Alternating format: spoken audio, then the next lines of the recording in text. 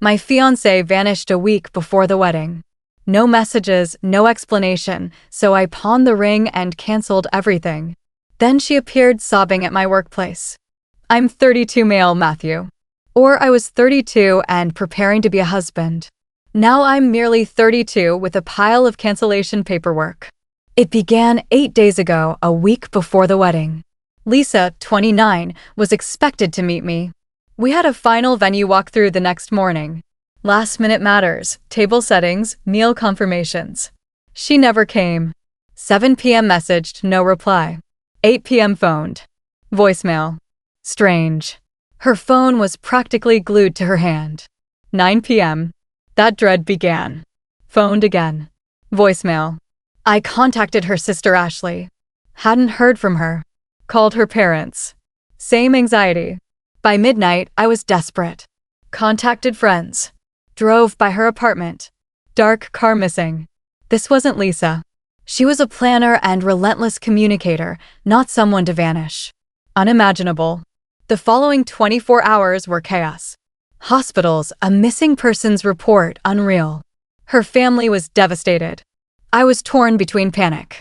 Something terrible occurred, and a slow-blooming fear of something more personal. Day 3. Police located her unharmed. Staying with a college friend, Sandra, 3 hours away. Relief hit me. Then instantly, a cold, sharp shock of what the hell? She was okay and informed no one, not me. The police said she wouldn't speak to me. No explanation, just that she was okay and needed time. Needed time. A week before our wedding. My brain stalled. Grief and fear turned into ice. No letter, no message, no email. After 5 years, after building a future, after those ridiculous floral decisions, silence. So I made calls. Venue, lost the $5,000 deposit. Caterer, another $3,500 gone. Photographer, sympathetic but firm. $2,000 lost. Florist. My deposit there. DJ, cake, honeymoon flights, non-refundable resort. Each call was a blow dismantling our future. The financial loss from these deposits, all paid by me or falling directly on me, was large, around $15,000. Her parents had bought her dress separately and were set to pay most of the floral bill straight to the florist later, but the initial deposit had come from my bank.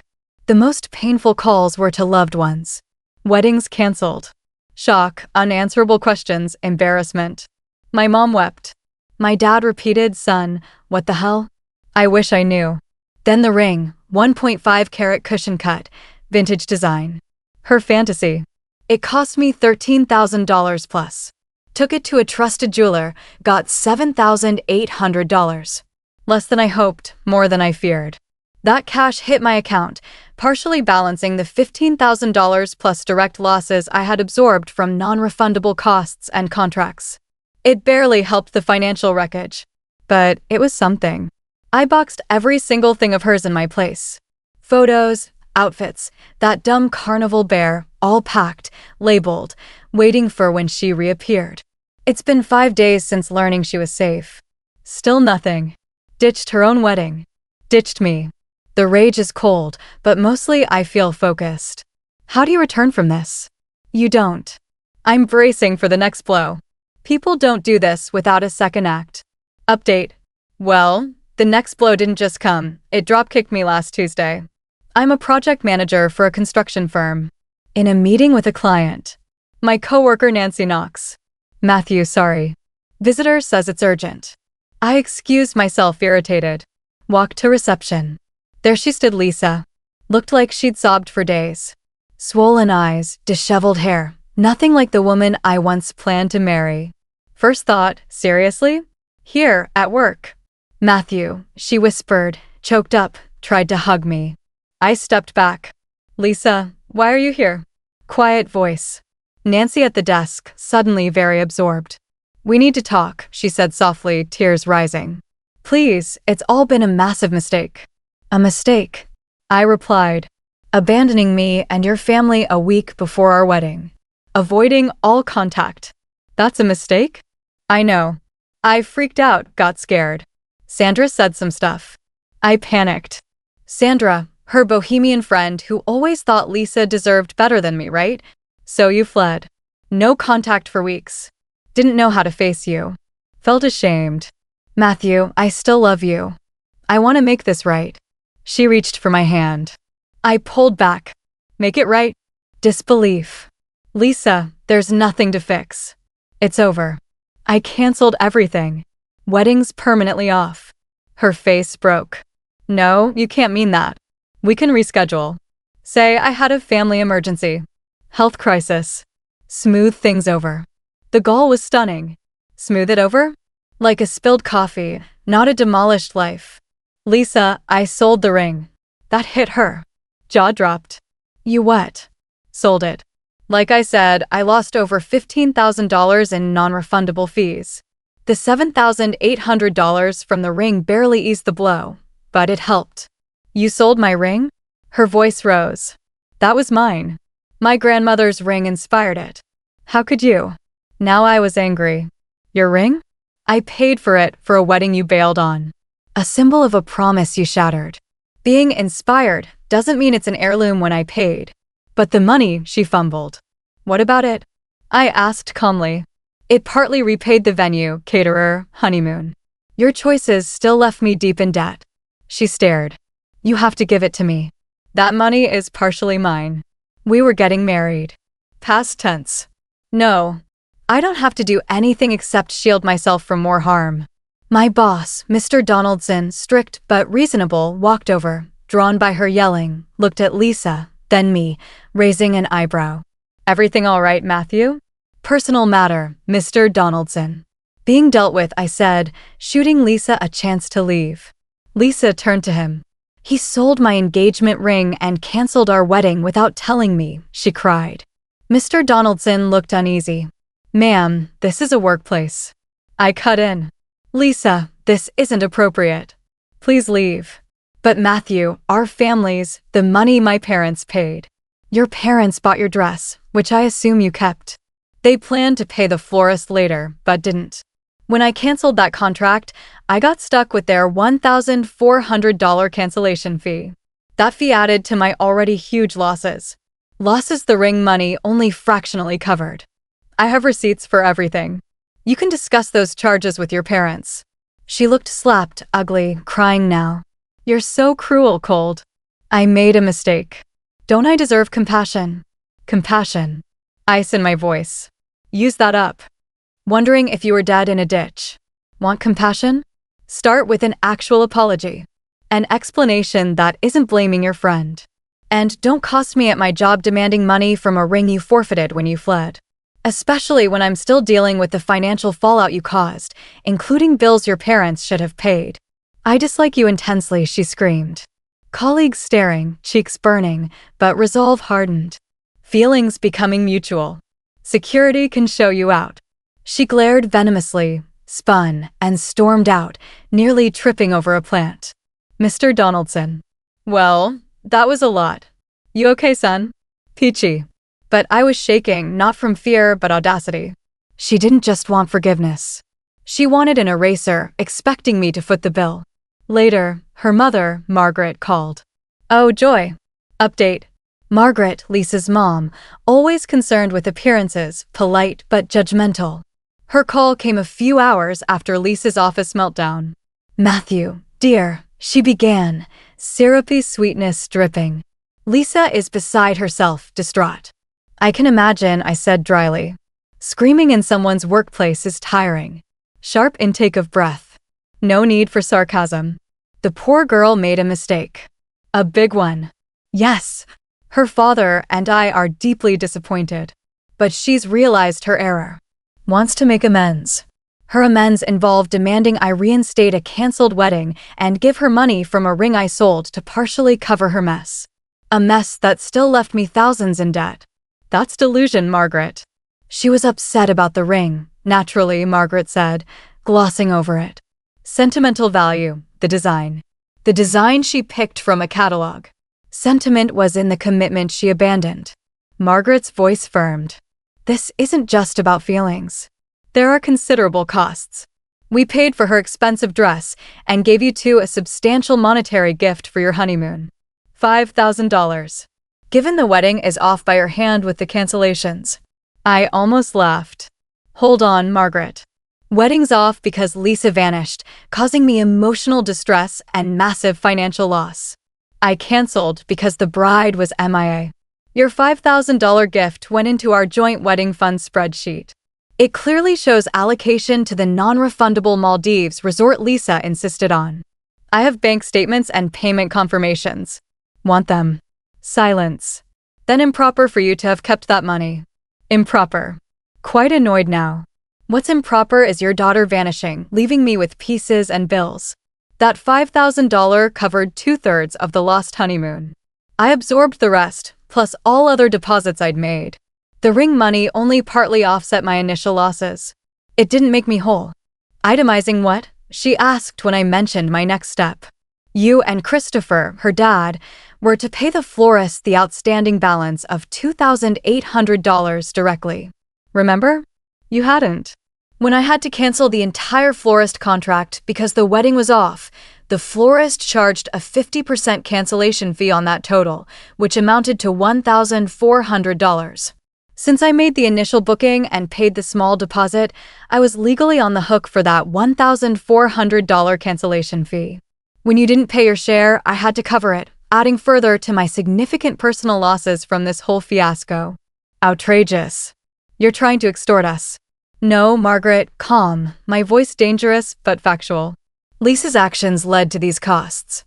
The ring money only softened the blow of my own direct losses. Your $5,000 gift went to the honeymoon we never took. Now, on top of all that, I also had to cover the florist cancellation fee that arose entirely because you and Christopher didn't fulfill your commitment to the florist before Lisa disappeared.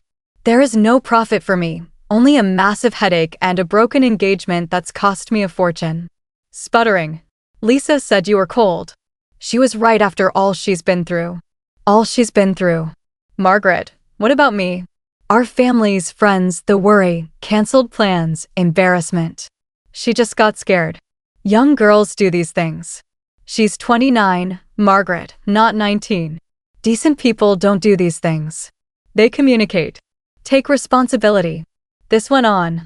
Astounding entitlement. She genuinely believed, because Lisa was sorry, a sorry I hadn't heard meaningfully, all burdens should vanish or be mine. She even suggested I apologize to Lisa for selling her ring and not being understanding at my job. Enough. Margaret, listen. I'm done. I'm sending you, Christopher, and Lisa an itemized list of all wedding-related expenses that I managed or was left financially responsible for. This includes payments I made, deposits I lost, and liabilities I had to cover when others defaulted, like your florist bill. It will clearly show by whom these costs were originally contractually owed or who caused the loss. It will demonstrate that no one's profiting, least of all me, and will clearly state the $1,400 florist bill I covered on your behalf. Reimburse me for that $1,400 or not. Your choice. But further demands or harassment will get a cease and desist from an attorney. Clear. Then quiet. Then click. You wouldn't dare try me. Hung up. Hands shaking. Not pleasant, but rage was a clean fire. They thought they could bully me into paying for Lisa's enormous mistake. Next day, I did it. Meticulous spreadsheet. Every vendor for shared items, every deposit I paid, dates, scanned receipts, highlighted the florist cancellation fee I was forced to cover. Attached ring sale proof and how that only partially offset my own initial list of losses. 3 copies, registered mail, return receipt for Lisa, for her parents. Then the fun. Lisa wasn't just staying with Sandra. After Lisa's office stunt was heard via grapevine from NY's venting, Sandra apparently told Lisa to own her stuff or leave. So Lisa was back with her parents. My spreadsheet landed mid-reunion. Text from Ashley. Lisa's sister days later.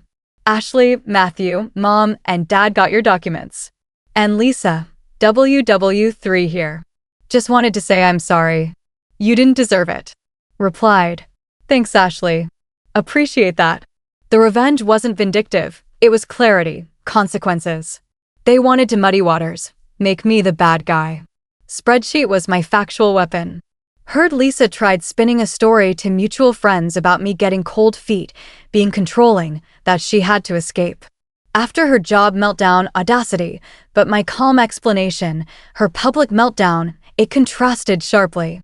People talked, not kindly, about her. Her victim narrative backfired, especially when her financial demands leaked, likely via Margaret. Fallout was simple. Her actions, her consequences, no drama, just paperwork and truth. Still no florist fee reimbursement. Don't expect it. But they know. And they know their demands are baseless, because my documentation clearly shows I was left holding the bag for their portion, too. Small victory update. It's been a while. Life, annoyingly, just keeps going. After I sent that registered mail of financial truth, the initial explosion per Ashley settled into silence. Blessed golden silence. No more calls from Margaret. No tearful manipulative ambushes from Lisa. No angry emails from Christopher, her dad, who I always figured was quietly baffled by his family. Anyway, I didn't get the full $1,400 for the florist cancellation, the part her parents should have paid. Knew I wouldn't. Prying money from a self-righteous Margaret? Easier to baptize a cat. The principle was asserted. The spreadsheet detailed my complete financial burden, including covering their lapse. What I did get was a gem from Ashley about a month ago. We'd kept sporadic, cautious contact. Ashley, you are not going to believe this, or maybe you will. Lisa tried to get mom and dad to pay for a healing retreat for trauma from the wedding cancellation cost $3,000. I replied, and did they? Dad actually said no, flat out. Said her healing could start with getting a job and paying back the deposits they did lose on her dress alterations and a few other bits they prepaid for directly, things that weren't even on your list of shared financial responsibilities you had to settle.